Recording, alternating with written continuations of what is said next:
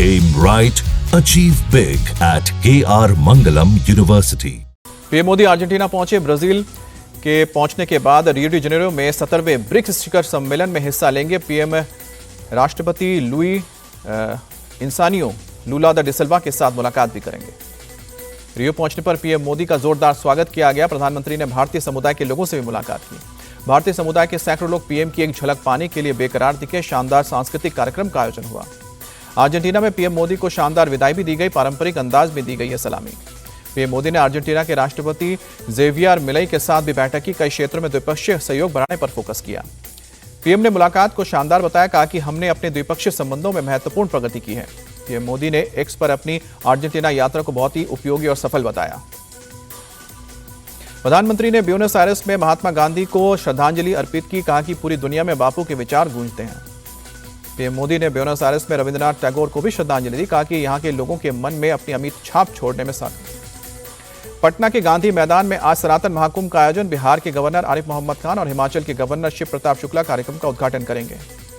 बिहार के सीएम नीतीश, राजस्थान के सीएम भजनलाल शर्मा भी शामिल होंगे। कई केंद्रीय मंत्री भी पहुंचेंगे। बागेश्वर पीठाधीश धीरेन्द्र कृष्ण शास्त्री भी आज बिहार पहुंचेंगे। पटना में आयोजित सनातन महाकुंभ में शामिल होंगे। बिहार में कारोबारी गोपाल खेमका की हत्या की जांच तेज हुई। पुलिस की कई टीमें इस काम में लगी। बिहार के डीजीपी विनय कुमार बोले, अपराधियों की गिरफ्तारी के लिए ताबड़तोड़ छापेमारी चल रही है। पिता और बेटे की हत्या के बीच कोई कनेक्शन है या नहीं, इस पर जांच होगी।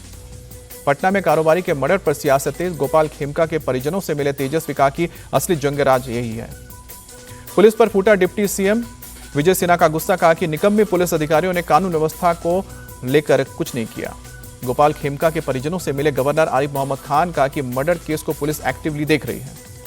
सीएम नीतीश ने की कानून व्यवस्था की समीक्षा। अपराधियों के खिलाफ सख्त कार्रवाई के आदेश। चिराग पासवान ने भी नीतीश सरकार पर उठाया सवाल। कहा कि पौष इलाके में ऐसी घटना चिंता का विषय।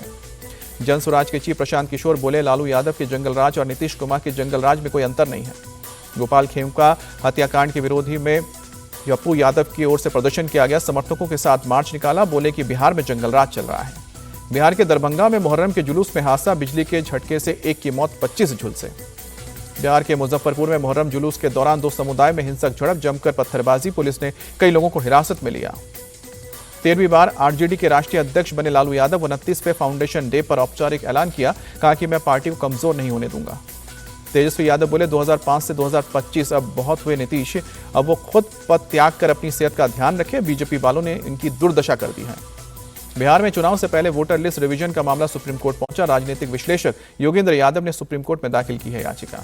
उद्धव राज की विजय रैली पर सीएम देवेंद्र फडणवीस का तंज। कहा कि मराठी उत्सव नहीं, रुदाली सभा थी। मराठी भाषा पर एक बात नहीं की गई। राज ठाकरे और उद्धव ठाकरे को लेकर बोले डिप्टी सीएम एकनाथ शिंदे, एक ने मराठी भाषा पर बातचीत की तो दूसरे ने केवल अपना झंडा और अपनी राजनीति पर बात की। भाषा के मामले में विवाद को देखते हुए बोले कवि कुमार विश्वास, भाषाएं नफरत नहीं प्यार फैलाती हैं। मराठी, गुजराती, कन्नड़, तमिल या तेलुगु सभी बहुत ही समृद्ध भाषाएं हैं। पश्चिम बंगाल की सीएम ममता बनर्जी ने मुहर्रम को लेकर सोशल मीडिया पर लिखा, लोगों से शांति बनाए रखने के लिए कहा। महाराष्ट्र के डिप्टी सीएम अजित पवार मालेगांव सहकारी चीनी मिल के अध्यक्ष चुने गए। अमरनाथ यात्रा के तीसरे दिन 21,000 से ज्यादा तीर्थयात्री अमरनाथ के मंदिर पहुंचे। बाबा बर्फानी के दर्शन के साथ ही गुफा में जाकर पूजा अर्चना की। महाराष्ट्र के नासिक में भारी बारिश से बुरा हाल है। नदियां उफान पर, कई इलाके जलमग्न। एमपी के श्योपुर में भी बारिश से हाल बेहाल। रेजिडेंशियल इलाके में भरा पानी, लोगों को हो रही है दिक्कत। एमपी में भारी बारिश का साइड इफेक्ट। नरसिंहपुर को होशंगाबाद से जोड़ने वाले स्टेट हाईवे पर एक पुल बहा। जबलपुर में भारी बारिश की वजह से नर्मदा का जलस्तर बढ़ा। हालत पर प्रशासन की नजर। उदयपुर में बीती रात हुई तेज बारिश, आम जनजीवन प्रभावित हुआ। राजस्थान के सवाई माधोपुर में भारी बारिश के इलाकों में जल भराव से लोग बेहाल। मध्य प्रदेश के सीधी में हुई भारी बारिश के बाद सड़कों पर पानी भरा। लखनऊ में दूधिया की शर्मनाक हरकत, दूध में थूकते हुए सीसीटीवी कैमरे में कैद। डिलीवरी से पहले दूध में थूक मिलाया, सीसीटीवी में कैद हुई तस्वीरें। अवैध धर्मांतरण के मामले में यूपी एसटीएफ की बड़ी कार्रवाई। 50,000 रुपए के इनामी और उसके सहयोगी को गिरफ्तार किया। यूपी के बुलंदशहर में चेकिंग के दौरान एनकाउंटर, 3 बदमाश गिरफ्तार। पुलिस की जवाबी कार्रवाई में जख्मी हुए।